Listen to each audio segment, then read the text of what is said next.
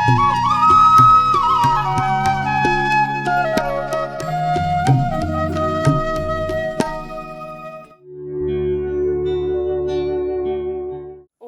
नमो नमः। विचार क्रांति में आप सभी का हार्दिक अभिनंदन। विचार क्रांति में हम अपने जीवन की छोटी छोटी समस्याओं के विषय में विचार करते हैं, क्योंकि हमारे जीवन की जो छोटी छोटी समस्याएं होती हैं वही हमारे जीवन में बहुत बड़ा रूप ले लेती हैं। और छोटी सी समस्या को अगर हम दूर ना करें तो वो एक दिन बहुत बड़ा रूप ले लेती है। और लेकिन हमारे जीवन में ऐसी कोई भी समस्या नहीं होती जो बहुत बड़ी समस्या हो, लेकिन उसको हम जैसे लेते हैं, उस पर हम जैसे विचार करते हैं, उस पर जैसे हम मनन करते हैं, वो वैसे ही हमें प्रभावित करती है। तो हमारे जीवन की हम दूसरे के जीवन को तो बहुत आसानी से देख लेते हैं, लेकिन इस विचार क्रांति में हमारा उद्देश्य है कि हम अपने जीवन के विषय में विचार करें, स्वयं पर चिंतन करें, स्वयं पर विचार करें और अपने जीवन की जो छोटी छोटी समस्याएं हैं, जो हमारे जीवन की परेशानियां हैं, उनको हम दूर करें। और जब हमारे जीवन की समस्याएं दूर हो जाएंगी तो हमारा जीवन बहुत ही आनंदमय हो जाएगा। हर एक मनुष्य को अपने जीवन में आनंद चाहिए, सुख चाहिए, संतुष्टि चाहिए, लेकिन छोटी छोटी समस्याएं हमें बार बार आकर के परेशान करने लग जाती हैं।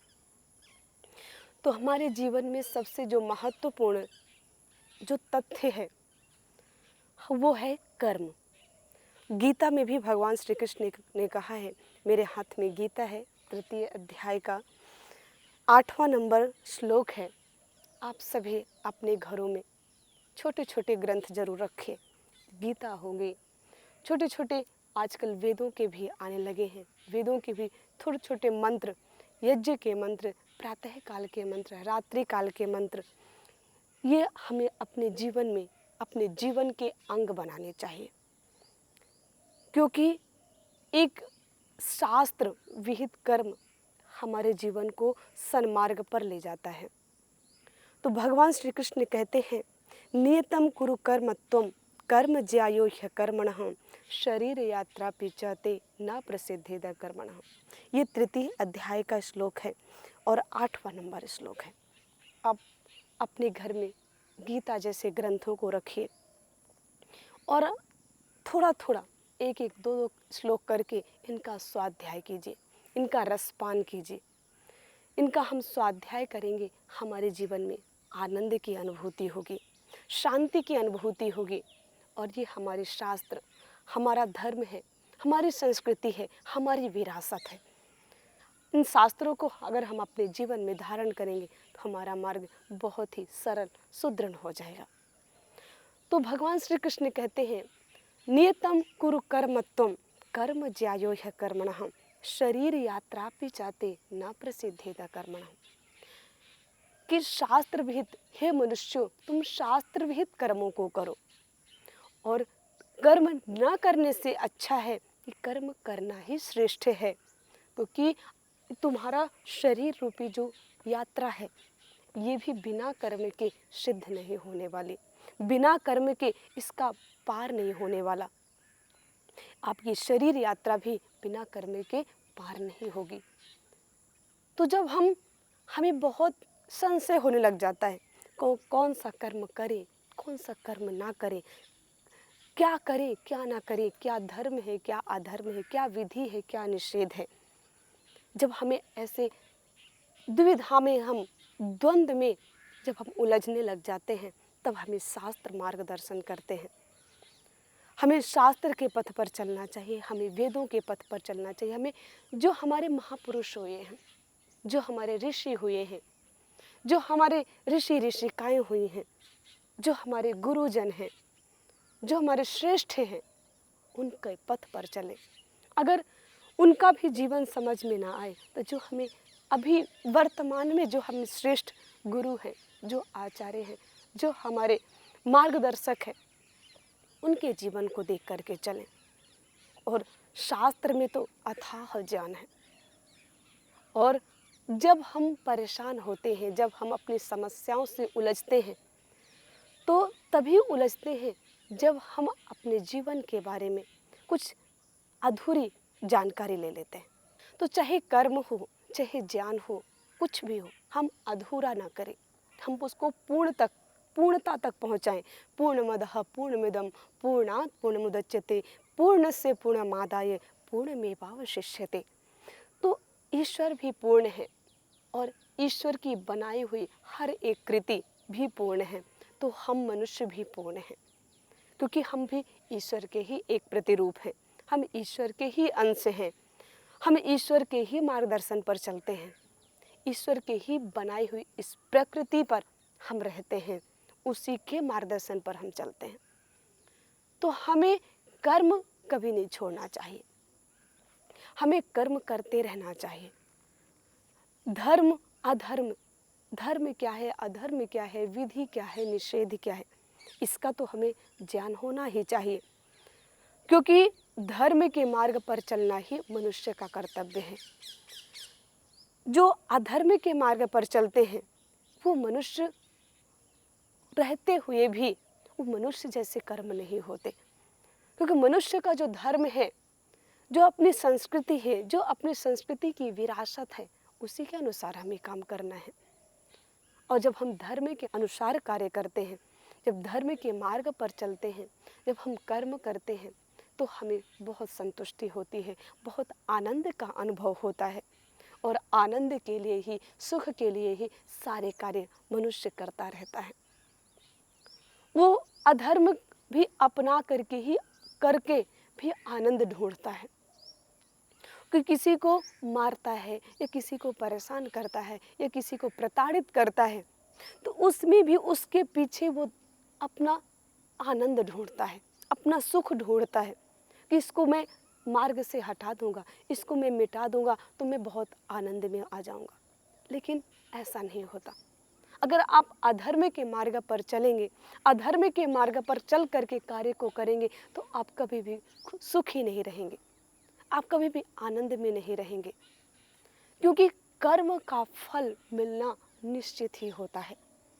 भले ही हमें न दिखाई दे, अगर हम वाणी से, अगर हम मन से भी अगर किसी के बारे में हम गलत सोचते हैं, मन से भी हम किसी का गलत करते हैं, मन से भी हम किसी का अनिष्ट करते हैं, तो मन से सोची हुई बातों का भी फल हमें मिलता है। शरीर से तो मिलेगा ही, तो मानसिक कर्म, शारीरिक कर्म, जो जितने भी हम कर्म करते हैं, उन सभी का फल हमें मिलता है। तो जो कुछ भी आज हमारा जीवन है, हम सबका जीवन आज हम जहाँ तक भी खड़े हैं, वो हमारे कर्मों का ही फल है। कोई दूसरे का हाथ उसमें बहुत कम होता है। हम सोचते हैं कि उसमें दूसरे की बहुत बड़ी भूमिका है, दूसरे की भूमिका तो होती ही है, लेकिन उसमें 100 में आप 10% दूसरे की भूमिका का अनुमान लगा सकते हैं, लेकिन उसमें 90% हमारी भूमिका होती है। हमारा जीवन जैसा है, अगर हमारा जीवन बहुत अच्छा है, बहुत आनंदमय है, बहुत दूसरों का परोपकार करने वाला है, तो वो हमारे ही कर्म का फल है। अगर हमारे जीवन से सबको कष्ट का अनुभव होता है, हमारे वाणी से सबको कष्ट का अनुभव होता है, हमारे कर्मों से हमेशा कष्ट का अनुभव होता है, तो वो हमारे ही कर्मों का फल है। तो जो कुछ भी आज हम जहाँ पर भी खड़े हैं, वो हमारे ही कर्म हैं, वो हमारे ही कर्म हमें ले जा कर के वहाँ खड़ा करते हैं। हमें कर्म बहुत सोच समझ करके करना चाहिए। हमें अपनी छोटी छोटी उलझनों को दूर करके हमें आगे बढ़ते रहना चाहिए। हमें कर्म को हमेशा, धर्म को हमेशा पकड़ करके चलना चाहिए, क्योंकि अधिकतर हम लोग क्या करते हैं, ये मेरा कर्म है, ये मेरा नहीं है, ये मेरा धर्म है, ये मेरा नहीं है, ये मेरा कार्य है, ये दूसरे का कार्य है, ऐसे सोच सोच करके हम अधिकतर कार्यों से दूर हो जाते हैं। क्या हमारा कार्य है, क्या हमारा नहीं है, उसको एक व्यापक दृष्टि से जब हम सोच करके करते हैं, जैसे कि घर में घर के बड़े सदस्य होते हैं, उनको घर को बहुत अच्छे से चला करके ले करके चलना होता है, वो घर में जितने भी कार्य होते हैं वो ये नहीं सोचते कि ये मेरा कर्म है, वो उसका कर्म है, वो उसका कार्य है, ये मेरा कार्य है। सब मिल करके करते हैं और जो इस भावना से सब मिल करके कार्यों को करते हैं वो घर बहुत सुंदर होता है। उस घर में आनंद की वर्षा होती है। वो घर सभी लोग मिल करके रहते हैं और उनकी उन्नति बहुत होती है। तो इस घर से हम सोच लें, एक घर परिवार जैसे मिल करके सब चलते हैं, कोई भी कार्य दिखता है सभी उसको करने के लिए तत्पर होते हैं। वहाँ पर ये भेदभाव की भावना नहीं रहती कि ये मेरा है मैं इसको करूँगा, वो उसका है वो उसको करेगा। सामने जो भी दिखे उसको करते चलो अपनी संतुष्टि के लिए। किसी दूसरे की संतुष्टि तो बाद में मिलती है, लेकिन अपनी संतुष्टि के लिए। कोई एक व्यक्ति रास्ते से निकल गुजर रहे थे और मार्ग पर एक जानवर फंसा हुआ था, एक गधा फंसा हुआ था कीचड़ में।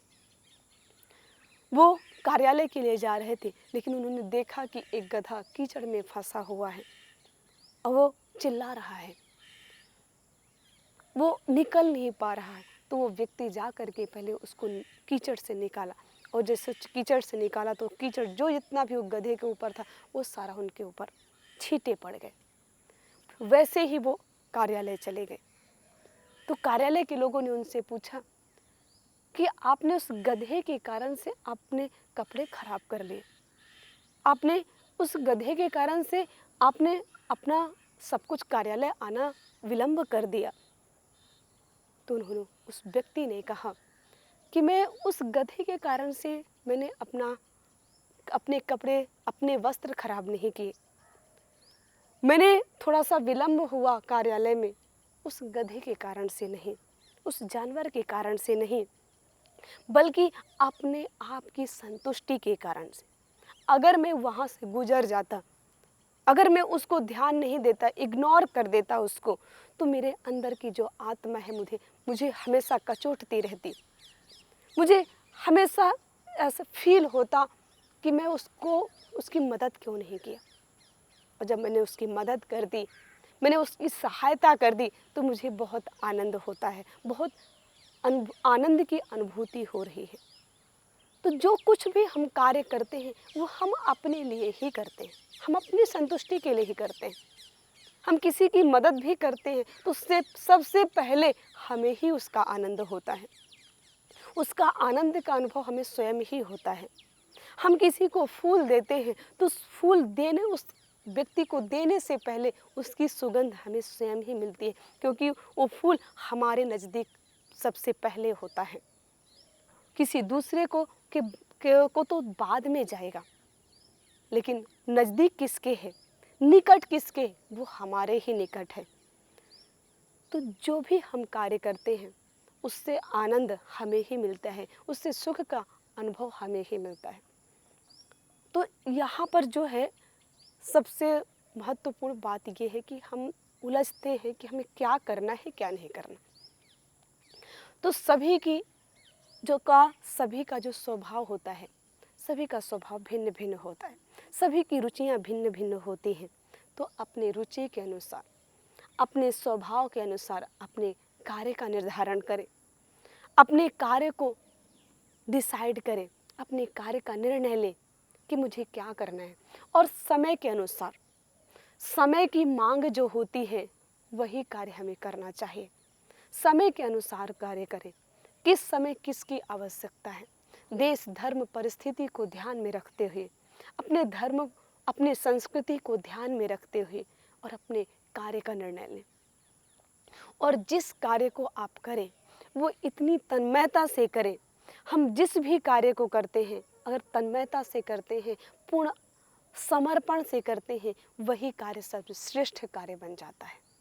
जैसे खेल जगत में आप देख लें, खेल में क्रीड़ा क्षेत्र में देखें, सभी खेल अच्छे होते हैं, लेकिन सबसे ज़्यादा लोग किस खेल की तरफ झुकते हैं? सबसे श्रेष्ठ खेल किसको माना जाता है? जो व्यक्ति जिस खेल को लेकर के और सर्वश्रेष्ठ प्रदर्शन करता है। अगर कोई क्रिकेट के क्षेत्र में सर्वश्रेष्ठ प्रदर्शन कर देता है तो क्रिकेट को ही सर्वश्रेष्ठ मानने लग जाते हैं। अगर कुश्ती के क्षेत्र में सर्वश्रेष्ठ प्रदर्शन कर देते हैं तो कुश्ती को सर्वश्रेष्ठ मानने लग जाते हैं। वो खेल तो सब एक जैसे ही हैं, सभी एक जैसे हैं, लेकिन उसको हम किस तन्मयता से करते हैं, कितने पुरुषार्थ से करते हैं, कितनी मेहनत से करते हैं और कितना उस पर आदर रखते हैं, कितना उसको आगे तक ले जाते हैं, वो हमारे ऊपर निर्भर करता है। तो वैसे ही कोई भी कर्म छोटा बड़ा नहीं होता, वो तो छोटा हम बनाते हैं, छोटा हमारे विचार बनाते हैं। और हम स्वयं, हम एक कोई भी मनुष्य हो, चाहे वो आर्थिक दृष्टि से संपन्न हो या ना हो, अगर हम अपने आप को छोटा समझते हैं, हम अपने आप को कम समझते हैं, तो हम कम होते नहीं हैं, बल्कि हमारे विचार हमें कम कर देते हैं। विचार ही तो हैं जो हमें ऊपर उठाते हैं और विचार ही हैं जो हमें नीचे लेके जाते हैं। तो हमें विचार रखना है। जैसे एक सोना पड़ा है, हीरे का पत्थर है, अगर किसी को पता है कि ये हीरा है तो उसके लिए तो सर्वश्रेष्ठ है वो। लेकिन एक बच्चे के लिए जिसको कुछ भी नहीं पता, उसको कुछ से एक भी वस्तु की पहचान नहीं है, उसके लिए चाहे हीरा हो, चाहे कोई भी स्वर्ण हो, हीरा मोती कितने भी उसके सामने हो, लेकिन वो खेल करके उसको फेंक देगा। उसके लिए उसकी कोई अहमियत नहीं है, उसके लिए उसकी कोई वैल्यू नहीं है उसकी। क्यों? क्योंकि उसको उसकी पहचान नहीं है।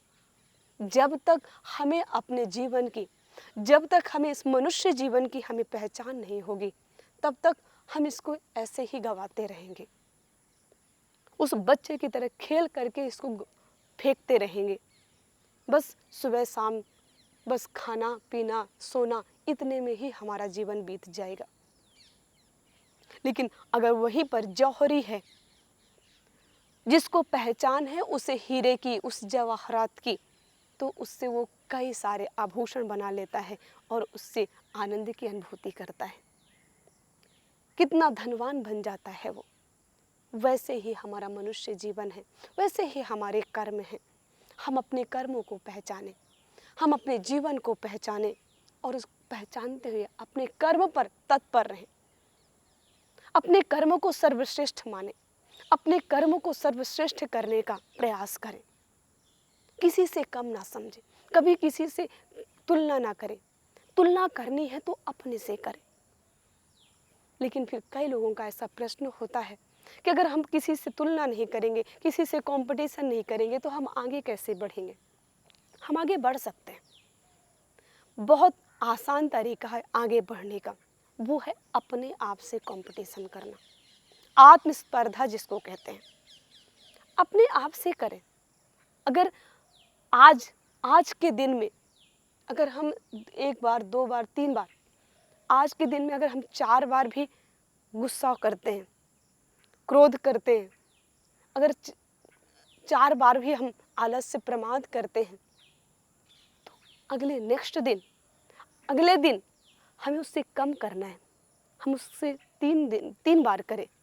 अगर 3 बार भी होता है तो कम से कम हम 1 से आगे तो बढ़ें। तो हमें दूसरे से कंपटीशन करने की आवश्यकता नहीं होती, हम स्वयं से कर सकते हैं। हमारे अंदर जितनी बुराई है उसको हम पहले देखें, हम कहाँ पर हमें बुराइयों का सामना करना पड़ता है। हम क्रोध कर देते हैं, हम गुस्सा कर देते हैं, हम आलस्य कर देते हैं और फिर कहते हैं मैं करना तो नहीं चाहता लेकिन हो जाता है। लेकिन हो जाता है वो अभ्यास के कारण से, पिछले हमारे जो अभ्यास है उस कारण से हमसे हो जाता है। लेकिन अगर हम उसको दृढ़तापूर्वक देखेंगे, दृढ़तापूर्वक हम विचार करेंगे और उसको धीरे धीरे दूर करने का प्रयास करेंगे, तो हम अपने से कंपटीशन करें।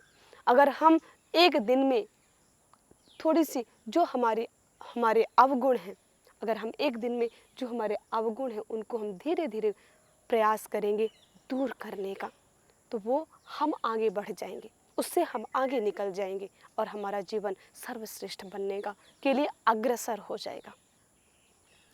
अगर हमारे स्वयं से हमारी स्पर्धा है, हमारी आत्मस्पर्धा है, हमारे स्वयं से हमारे स्वयं की कंपटीशन हमारा चलता है, तो हम उसमें परेशान नहीं होते, हम उसमें विचलित नहीं होते, हम उसमें दुखी नहीं होते, बल्कि हमें और अच्छा लगता है, क्योंकि अगर हम विचार करेंगे, हम स्वयं से कंपटीशन करेंगे, तो अगर आज हम इस स्टेज पर खड़े हैं तो कल हम थोड़ा और ऊपर बढ़ेंगे ही। लेकिन अगर हम दूसरे से करेंगे तो जैसे आज हमारे 50% नंबर आते हैं, पढ़ाई में हमारे 50% नंबर आते हैं, लेकिन किसी दूसरे के 100% आते हैं। और अगर हम उससे कंपटीशन करेंगे कि हमारे तो 50 है, उसके तो 100 हैं, मुझे 100 लाना है, और उसके अनुसार हम मेहनत नहीं करते, उसके अनुसार हमारा बैकग्राउंड नहीं है, उसके अनुसार हमारी लैंग्वेज नहीं है, उसके अनुसार हम मेहनत नहीं कर पाते, उसके अनुसार हम अपने मेहनत को आगे कार्यों में लगा नहीं पाते, तो फिर हम दुखी ही रह जाएंगे। लेकिन आज हमारा 50% है, लेकिन हम थोड़ा सा और पुरुषार्थ करके कल 60% कर लें, और हर दिन ऐसे पुरुषार्थ करते करते हम कई बढ़ाते बढ़ाते धीरे धीरे करके हम 100% तक कर सकते हैं। हम अपने जीवन को ऐसे ऊंचा बढ़ाएं, और हम किसी से कम नहीं हैं, ये तो अवश्य हमें सोच करके दृढ़तापूर्वक बैठा लेना चाहिए। वो बस इस जीवन की यात्रा ऐसी ही है कि जैसे कोई कहीं तीर्थ स्थान पर जा रहा है, कोई केदारनाथ जा रहा है, कोई बद्रीनाथ जा रहा है, तो हमारे जीवन की यात्रा ऐसी ही है। जैसे कि कोई एक भक्त बद्रीनाथ जा रहा है, केदारनाथ जा रहा है, तो कोई आगे पहुंचता है, कोई उससे पीछे पहुंचता है। तो जो पीछे मार्ग में होते हैं, जो पीछे रास्ते पर चल रहे होते हैं, तो उनके मन में कभी भी ऐसी ग्लानि नहीं होती कि वो बहुत बड़ा भक्त है, वो बड़ा है और मैं छोटा हूँ। वैसे ही हमारे जीवन की यात्रा है। हम भले ही थोड़ा सा किसी से नीचे हैं, मार्ग में हम भले ही किसी से कम हैं, लेकिन हमारा मंजिल तो वही है। हमारी मंजिल तो ईश्वर प्राप्ति ही है, हमारी मंजिल तो धर्म के मार्ग पर चलना ही है, ईश्वर के मार्ग पर चलना ही है।